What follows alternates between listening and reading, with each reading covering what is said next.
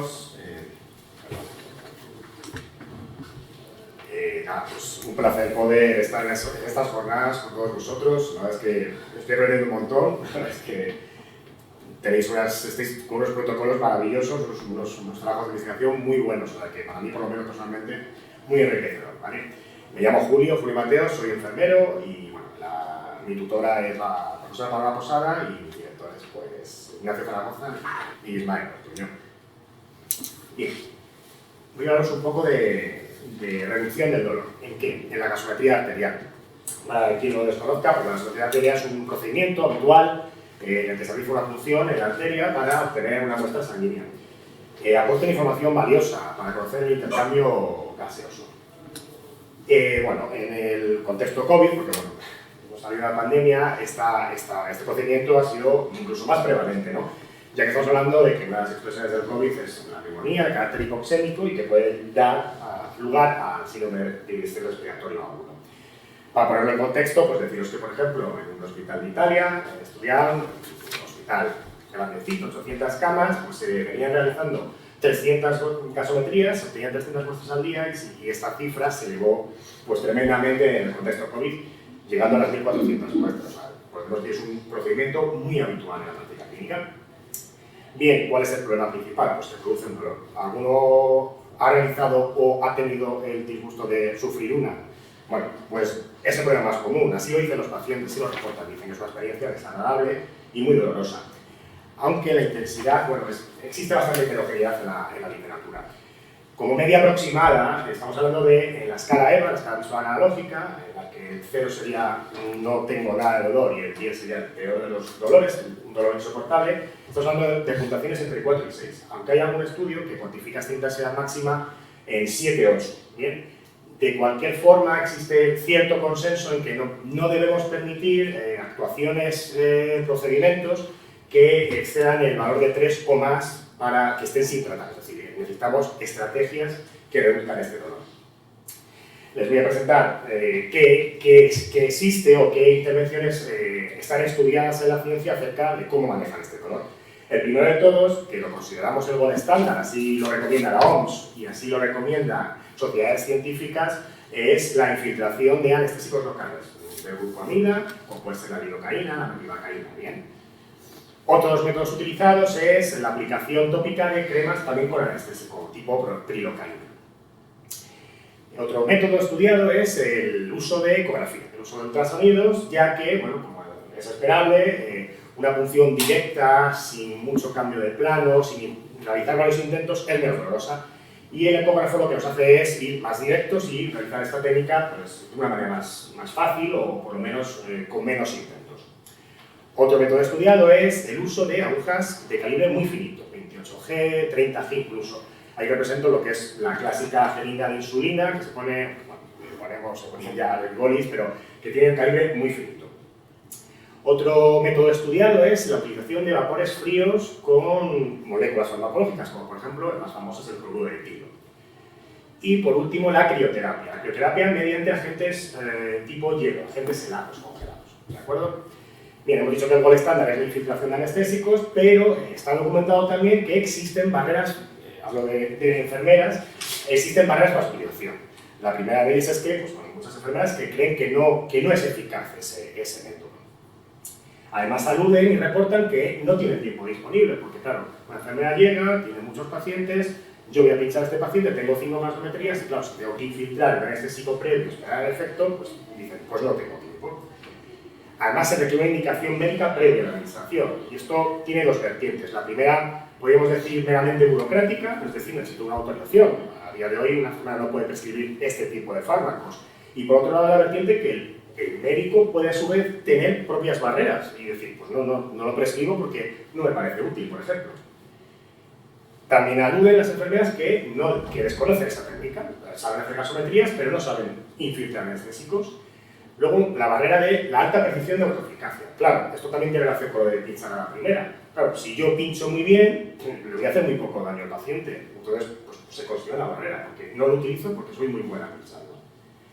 Y la falta de protocolos e instrucciones en los servicios sanitarios, de las barreras documentadas. Bien, Existe un metaanálisis que me parece muy bueno, además es muy reciente, es del año pasado, en el que todas estas intervenciones son evaluadas en cuanto a la capacidad de reducción de dolor en escala EVA de cada una de ellas. Bien. Además, se ha añadido en rojo la heterogeneidad en el metaanálisis, ¿vale? Para ver si bueno, pues nos da mayor fiabilidad.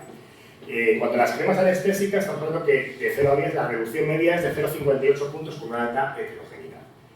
El uso de ecógrafo supera esta media, pero sin embargo sucede lo siguiente. Los intervalos de confianza para esta media superan tanto la reducción del dolor como el aporte de dolor, por lo tanto, sobre todo, que no nos vale. Lo mismo sucede con las agujas de calibre fino, ¿bien? Que los intervalos de confianza se nos van, no es un método fiable. Y luego, para los dos siguientes métodos, el autor los considera como únicos en el metaanálisis. ¿Por qué? Porque las acciones utiliza el frío como mecanismo de acción, aunque bueno, va a haber cierta discrepancia en el sentido de que el cloruro no deja de ser una molécula, no deja de ser un fármaco. Bien, pues para esto la reducción es de 1,14, también con una alta heterogeneidad. Y el rol estándar, como cabía esperar, es el que mayor reducción del dolor produce y con una homogeneidad plena. Bien, entonces lo que cabe pensar es que si no utilizamos mucho los anestésicos locales, a lo mejor deberíamos disminuir la heterogeneidad en la crioterapia. Por lo tanto, la justificación de mi tesis es que desconocemos la percepción de lo no farmacológico. De lo farmacológico sabemos más o menos cómo están utilizando las enfermeras los anestésicos locales, por ejemplo, pero sin embargo, de lo no farmacológico no hay nada publicado. Tampoco desconocemos si siguen existiendo esas barreras de lo farmacológico, de los anestésicos locales. La crioterapia, como hemos visto, tiene una alta heterogeneidad y pensar que además los dispositivos pueden ser infinitos, o sea, algo que tenga frío pues es muy heterogéneo, entonces hay que estandarizar esos métodos. Y bueno, en el caso de seguir existiendo estas barreras, pues bueno, sería importante la crioterapia en el sentido de que puede tratarse de un método sencillo, fácil de usar y con un coste reducido. Tal es así que un estudio que evalúa diferentes estrategias cuantifican cuánto dinero hay que invertir para reducir un punto en la escala numérica. Y en este caso, la milibacaína, el anestésico local, se requiere 41 céntimos de euro para reducir un punto.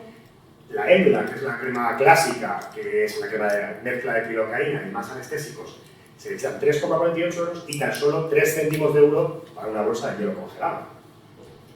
Por tanto, el marco conceptual de mi tesis sería, en primer lugar, pues constatar el estado actual de la ciencia en ese sentido, es decir, conocer qué barreras tienen las enfermeras actualmente para aplicar cualquier tipo de intervención, no solo los anestésicos locales.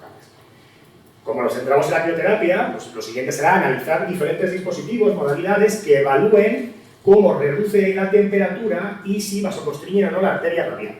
¿Por qué? Claro, la reducción de temperaturas, claro, es el mecanismo de acción de la crioterapia. Es decir, lo que conseguimos con esto es enlentecer la conducción nerviosa y aumentar el umbral doloroso. Ese es el mecanismo de acción. Pero esta intervención nos puede suponer un problema, ya que si nos genera vasoconstricción en la arteria radial, nos va a suponer en el sentido de que para proceder a realizar la gasometría tenemos que palpar la zona donde funcionamos. Si inducimos una vasoconstricción, pues vamos a aumentar la dificultad de la punción.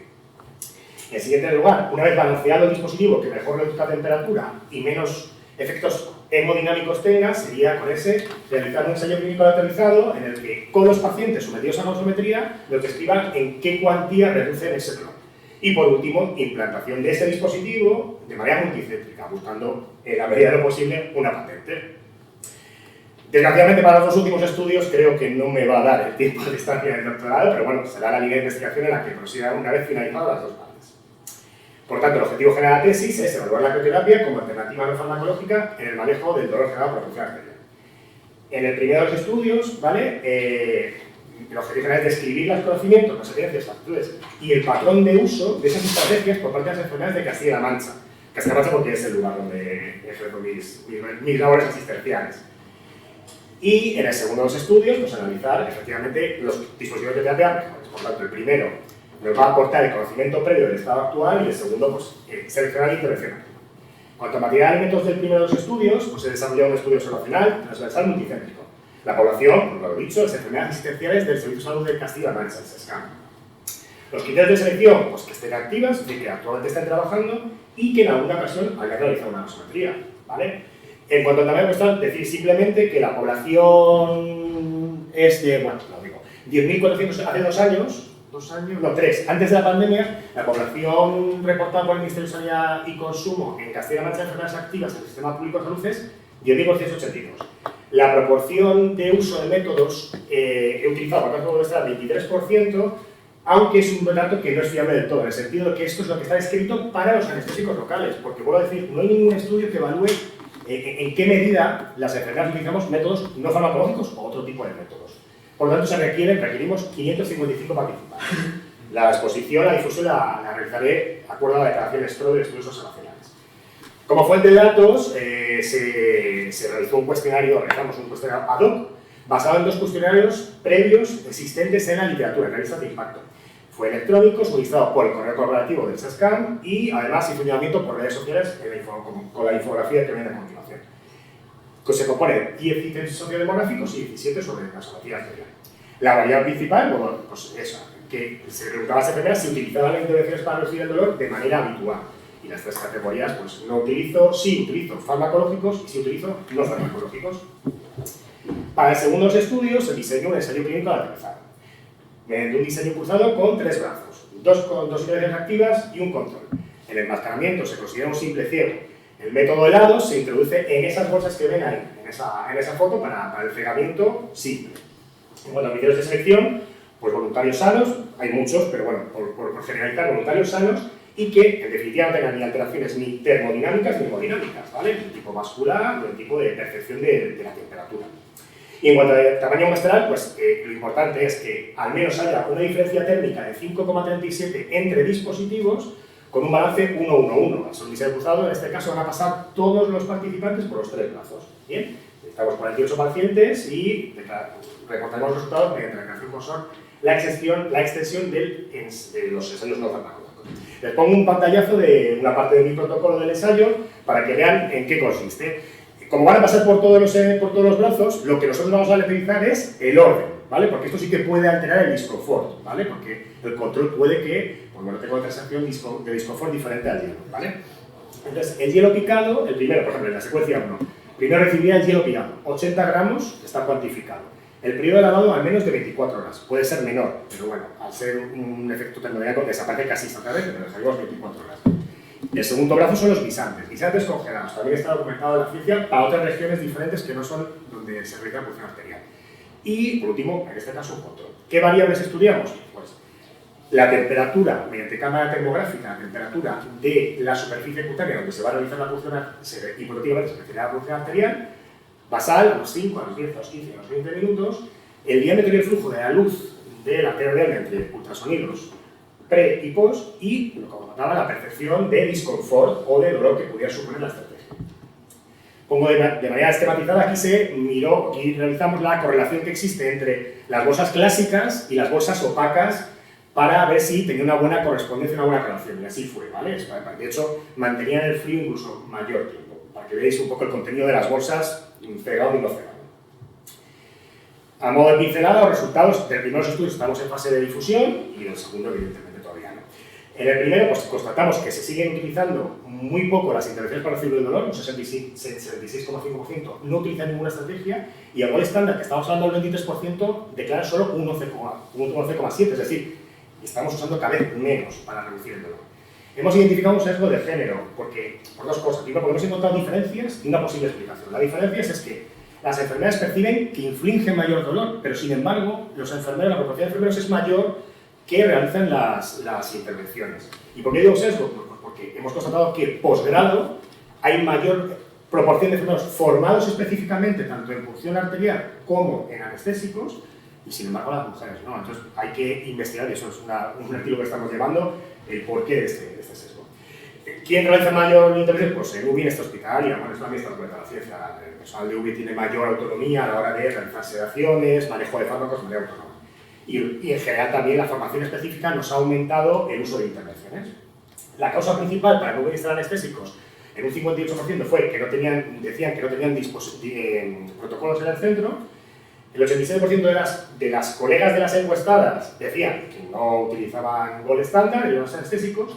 En cuanto a la crioterapia, el 82% de las enfermeras que creen que tiene una percepción positiva de la crioterapia la utilizan, pero sin embargo, cuando realizamos el análisis de capa para ver la concordancia, vemos que ese capa es muy bajo, por lo tanto, realmente no utiliza la crioterapia a pesar de percibirla como útil.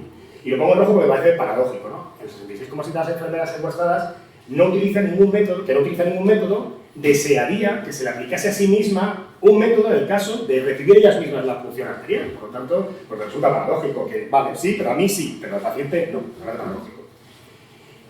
Para cada una de las intervenciones, como ejemplo, ya voy para atrás, ¿no? Para cada una de las intervenciones hemos realizado un análisis multivariante que podría explicar el por qué se usan. Aquí pongo un esquema, o sea, un ejemplo de la crioterapia, de cómo la capacidad discriminativa que tiene este modelo, ¿no? Tiene una área bajo la curva pues importante y una sensibilidad pues, bastante importante.